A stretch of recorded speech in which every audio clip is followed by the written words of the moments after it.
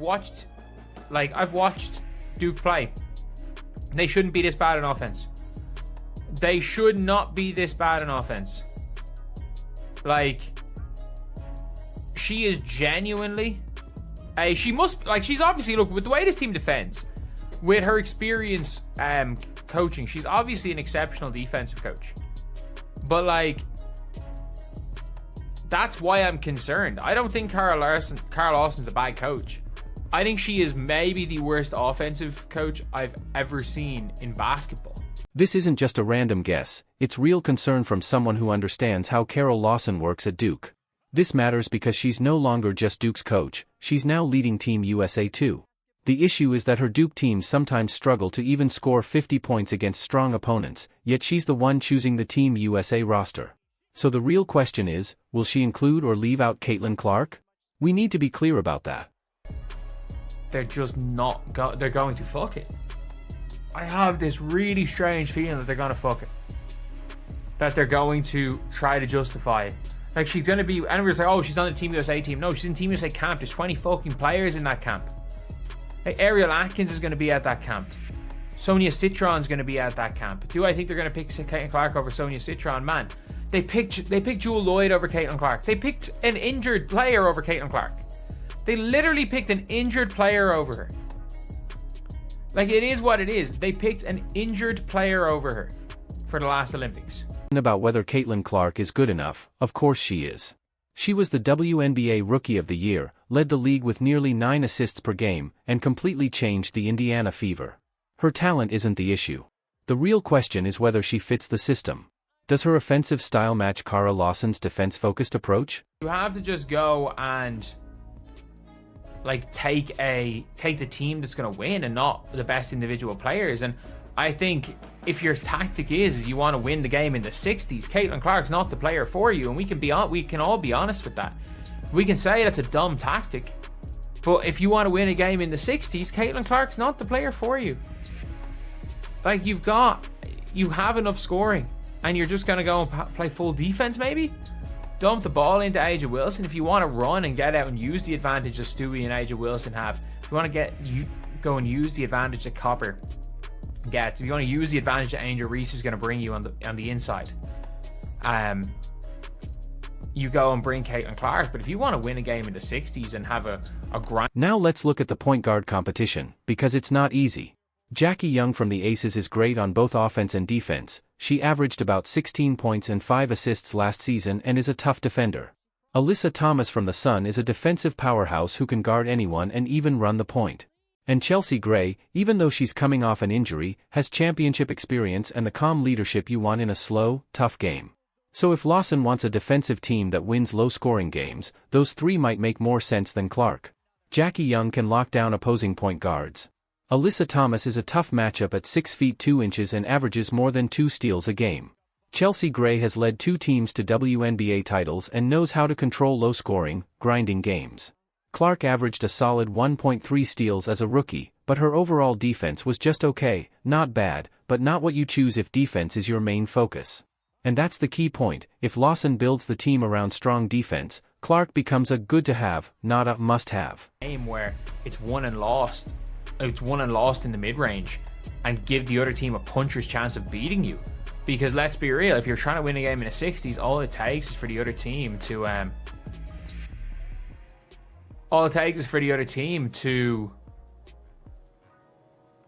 hit a couple of threes and suddenly you've lost. Like, I don't know, if that's your tactic, you might lose, especially because of the standard that France is playing at the minute. And they have so many players, and in fairness, Spain look like they could be tricky enough as well. Australia are always going to be decent. So yeah, look, I think they bring Caitlin Clark, I do, but like, I also have this, the more I watch Duke, and maybe this is just because I'm watching a lot of Duke, I am watching a lot of Duke. I'm just watching them and I'm like... Remember the 2024 Olympics? Clark didn't make that team. Even though everyone was talking about her, the committee chose players with experience in international play, FIBA rules, and defensive systems. They even picked De'Erica Hamby over Clark, and Hamby wasn't fully healthy. But they still wanted her size, rebounding, and defense. That shows exactly what Team USA values, fit over fame. Now we're heading into the 2026 World Cup, and the coach's whole approach is built on defense and controlling the pace of the game. Kara Lawson has never coached a fast, offense-heavy team at Duke. She's never had a player like Clark, and she's never said she'd change her system. You can build a Caitlin to Asia. Realistically, who should be on that team? Guarantees. Caitlin, Asia, Stewie, Fee, Aaliyah, Kelsey Mitchell, possibly. Maybe not as much. Aaliyah should be a guarantee. Jackie Young should be a guarantee. And that's it. That's it. But the problem is, like, you're going to bring Angel as a big. You're going to bring, you're probably going to bring, like, I wouldn't even be that opposed to bringing Citron as a guarantee as just a glue player. Because, like, she's the best of what she is in the league. But, like, I just have this really weird feeling that in March, she's not going to do great at this Team USA camp. Or not even that she's not going to do great. She's not going to do great in this slow down defensive system, which we can all admit that that's not playing to Caitlin Clark's strengths. And maybe. Let's talk about Team USA training camp in March. 20 players will be invited, and Clark will definitely be one of them. But Paige Buchers will be there too. She's expected to be the #1 pick in the 2025 WNBA draft, along with Sonia Citron from Notre Dame, one of the best all-around glue players. Plus, all the veterans who have been with the national team for years will also be invited. That means 20 players competing for only 12 spots, so 8 of them will end up getting cut, and that's when the style of play really starts to matter. If Lawson uses her Duke-style defense during the scrimmages, Clark might have a hard time. She won't stand out in a slow, half-court system because that's not where her strengths show. But someone like Alyssa Thomas will look great, getting steals, pushing the ball after defensive stops, and making smart passes. Jackie Young will be locking down guards and knocking down mid-range shots. Those players fit perfectly with Lawson's approach. And when it comes time to make cuts, fitting the system matters more than just pure talent. Jackie Young's actually better in this system, and we need Chelsea Gray for vet leadership. I have this really weird feeling she's not going to make the team. Do I have any evidence to back it up? No, I've just been watching a Kara Lawson coach team. I've been watching a Kara Lawson coach team, and I'm literally sitting there like, this is vomit basketball. This is one of the worst things that I've ever watched. And I watched Duke last year, and like, other than Toby Fournier, who at times was a little bit of an exciting player, I was like, this is unwatchable. And that like, they were awful to watch. They were absolutely awful to watch last year. They're even worse to watch this year, and they're meant to be good. Like, they are meant to be good. And they're just, if nothing else, even if you want to say Duke aren't that bad, they're boring as fuck. And I think we can all come to an agreement in a slow down, boring play style. Would you rather have Alyssa Thomas or Caitlin Clark? And you might be saying, the international game is different. The three-point line is closer, which should help shooters like Clark, but the game is also more physical. Perimeter players get less protection, so strong post play matters more. Fast break opportunities are harder because teams get back on defense quickly. France has been building a strong program with size, skill, and experience. Spain is improving with versatile forwards, and Australia is always tough and well-disciplined. You can't just try to outscore these teams. So if Lawson believes the best way to win the World Cup is with tough defense and controlling the number of possessions, she might actually be right. The US has the most talent on paper, but other teams are catching up.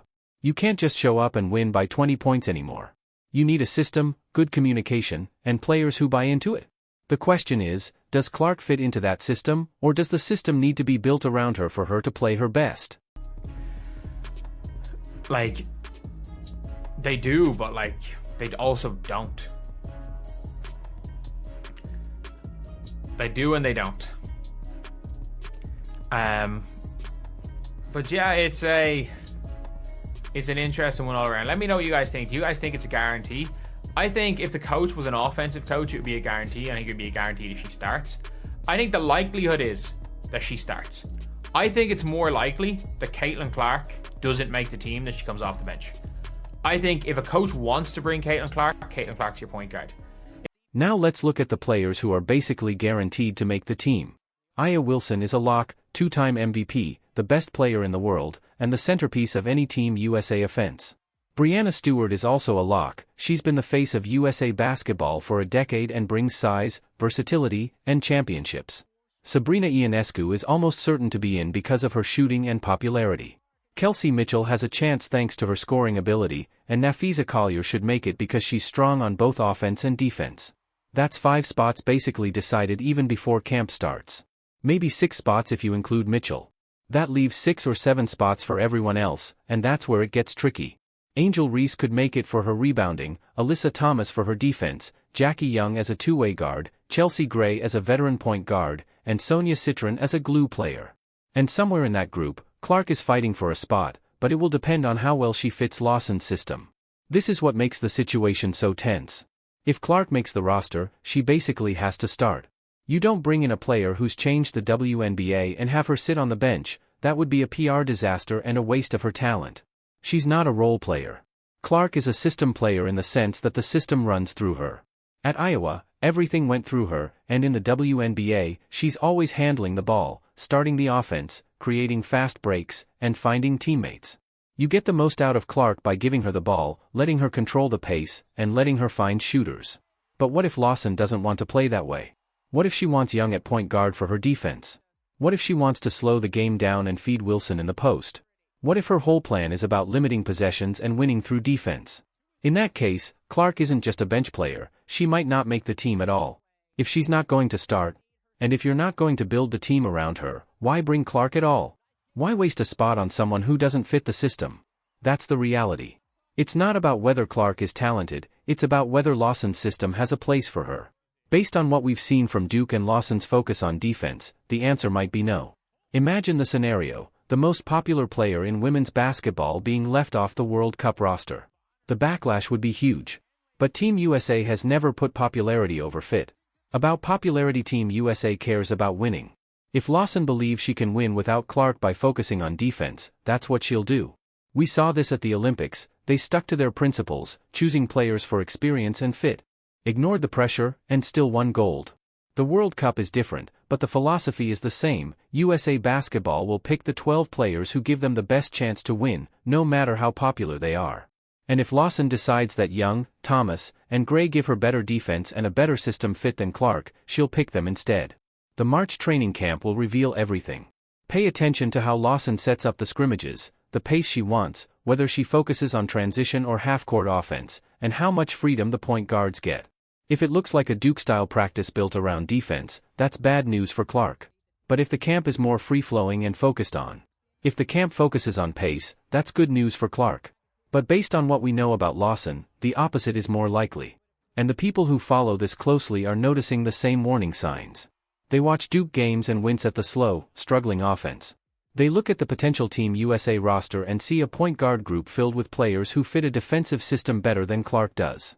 This isn't about Clark's talent, she's one of the best players in the WNBA. It's about the coach's philosophy and whether Clark fits the system.